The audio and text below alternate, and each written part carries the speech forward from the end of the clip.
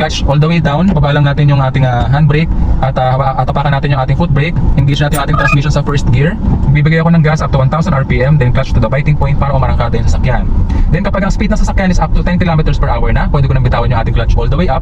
At itutuloy-tuloy ko lamang yung pagbibigay natin ng ating gas. Kapag-produce siya ng enough RPM para umandar smoothly yung ating sasakyan. So kung mapapansin ninyo, nasa 1,800 RPM tayo ngayon at around 11 or 12 kilometers per hour mga ka-fixit yung takbo ng ating sasakyan, which increased to 15 kilometers per hour dahil ang dinadaan natin kalsada ngayon is a downhill na kalsada. I-steer lang natin yung ating manubela.